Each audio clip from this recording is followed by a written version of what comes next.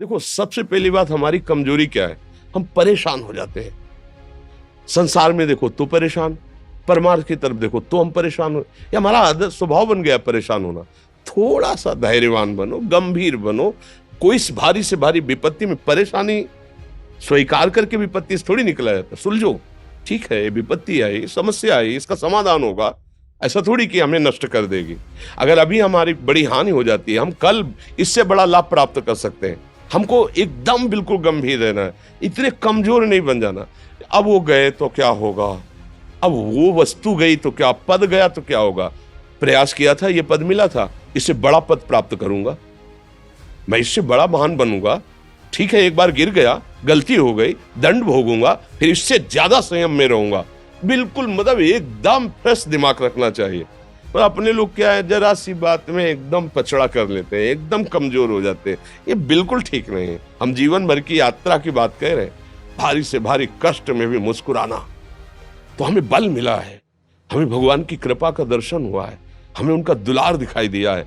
अगर ऐसे तो भाग जाते, फिर परमार्थ में थोड़ी चलना होता है। आज जो आप सुन करके लाभ लेने की चेष्टा कर रहे हो ना, ये केवल प्रवचन नहीं है, ये जीवन है।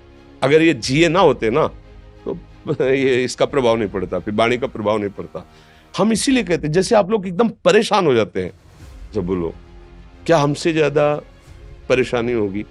दोनों किडनी खराब, दवाई लाने के लिए पैसे नहीं, पानी रखा है हम उठ के पी नहीं सकते, भीषण शरीर में कष्ट, भीषण बुखार, क्योंकि किडनी फेल, जरा में बुखार, खाने को क्या, रोटी मांग के लाओ। अगर वहां सब्जी मिलती है तो लाल मिर्च ऐसी पड़ के मिलती थी कि वो पा नहीं सकते थे। आप सोचो, पानी लाना है तो मुझे लाना है, पीना है तो मुझे पीना है। अगर मैं हारता तो कहां पहुंच जाता, क्या स्थिति होती? नहीं, मरना है, पर कदम पीछे। कोई दिन ऐसा नहीं जिस दिन सेवा ना की हो, जिस दिन सेवा ना गए हो। गुरु जी की सेवा में जाना है, पहले अपने को स्वस्थ साबित करना है, नहीं वो सेवा नहीं लेंगे। तुम बीमार हो, तुम कष्ट में हो, ऐसे उनकी दृष्टि परेशान थे, उनकी सेवा की, आके लेट गए। फिर हिम्मत की, अपनी श्री जी की सेवा की, मधुकरी नहीं गए, 3-3 4-4 दिन भोजन नहीं गए, पर सेवा नहीं छोड़ा, दिनचर्या नहीं छोड़ी। और उसका प्रधान कारण संयम, ब्रह्मचर्य, भगवत आश्रय, नाम जप, कभी हारने नहीं दिया। अभी भी थोड़ी देर बाद डायलिसिस शुरू होगा, हारने, आपको हारे हुए नजर आ रहे हैं। शरीर में पीड़ा है, किडनी फेल है, ऐसा तो हम स्वस्थ बैठे हैं, पीड़ा है, बार बार प्यास लगती है, थोड़ा थोड़ा पानी मिलता है, लेकिन हम आनंदित हैं, हम प्रसन्न हैं। हम लड़ाई में हारे नहीं हैं, ना हारेंगे, हम जीत चुके हैं। हम अपने मालिक के भरोसे में अपना संवाद, तो वो ये हम अपनी बड़ाई नहीं बता रहे, हम आपको बता रहे समस्या। सोचो, तुम्हारे पास तो माँ है, भाई है, बहन है, परिवार है, कोई ना कोई तो है ना। मेरा किसी ने कभी जीवन में ध्यान भी नहीं दिया। क्यों? बचपन से बाबा जी बन गए, किसी से प्यार नहीं, किसी से संबंध नहीं, कोई जानकारी नहीं, हम कहाँ हैं, वो कहाँ है, किसी से कोई मतलब नहीं। अच्छा, जवान साधु कौन श्रद्धा करे?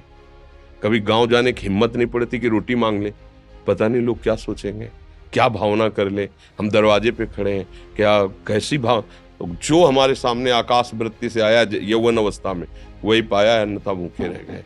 जब हम हर समय अपने को विवेक के द्वारा सावधान रखे, तो हम कभी निराश नहीं हुए, कभी उदास नहीं हुए, कभी ऐसा नहीं लगा कि यार हम दुखी, कभी नहीं लगा। उसी का फल है कि उस सुख का संकेत मिल गया जहां दुख की निशानी भी नहीं है। वही उसी के बच्चे हो, हम सब उसी धातु से बने हुए हैं। हम इतना क्यों परेशान हो जाते हैं? हम ये देखते हैं, अपने लोग थोड़ी बात बिगड़ गई परेशान, नहीं बिगड़ी तो बिगड़ जाने की संभावना में परेशान है। आज सुख है, लेकिन कल सुख छिन जाएगा, तो हम आज के सुख में सुखी ना होकर कल के दुख की आने की संभावना में हम भयभीत हो। मतलब क्या हमारी सोच रह गई? हमको इतना बलवान बनना है कि सुख और दुख दोनों हमको छू न सके। भारी से भारी सुख की व्यवस्था है तो अहंकार नहीं, हर्षित होकर किसी का अपमान न करे कि हम धनी, हम पदाधिकारी, अमुक। भारी से भारी दुख आया तो हमें किसी के सहयोग की जरूरत नहीं, हम फिर अपने कदम बढ़ाएंगे, हम फिर जुड़ी हुई अपनी भावनाओं को सजाएंगे। मस्त जीवन एकदम। तुम अविनाशी के बच्चे हो।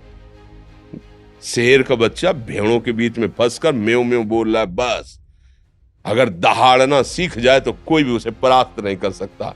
ऐसे भगवद अंश, तू प्रपंच में फंसकर अपने को इतना दीन क्यों देख रहा है? तू ऐसा है कि भगवान के दिव्यास्त्र में भी ताकत नहीं तेरे को मार सके। तू अविनाशी का अविनाशी बच्चा है। विनाशी भोगों को, विनाशी शरीर को मैं मान के इतना भयभीत, इतना दुख ठीक नहीं। ये सबके लिए, केवल एक के लिए नहीं। आप समझो, आप लोग सोचते हैं हम गृहस्थ होकर भला ऐसी स्थिति कैसे। जनक जी सुखदेव जी के गुरु हैं और राजा हैं, महल है, रानियां हैं, नौकर है, चाकर। क्या सुखदेव जी जिनके शरीर में लंगोटी भी नहीं है, दिगंबर, परमहंस के गुरु हैं जनक जी जो राजा हैं। समझो, आप ऐसा ना सोचे कि हम नौकरी कर रहे हैं, हम संसार में, हम गृहस्थ हैं, हम आध्यात्मिक की ऊंचाई पर नहीं चढ़ सकते। नहीं, आप एक सरकारी नौकरी या आप किसानी या व्यापार करते हुए आप एक अध्यात्म की ऊंचाई में चढ़ सकते हैं। और अध्यात्म ही है जो तुम्हें इस माया के दुख सुख से ऊपर उठा सकता है। दूसरा, चाहे जितनी संपत्ति आ जाए, आप सुखी नहीं हो सकते। सब देख लो, आंख खोल के देख लो। अध्यात्म ही है जो तुम्हें हर कष्ट सहकर मुस्कुराकर जीने का रास्ता बता देगा कि आप आनंदित हो जाओगे। कुछ नहीं बिगड़ा। अध्यात्म है तो कुछ नहीं बिगड़ा, अध्यात्म नहीं है तो कुछ नहीं बना, कुछ हाथ नहीं लगने वाला।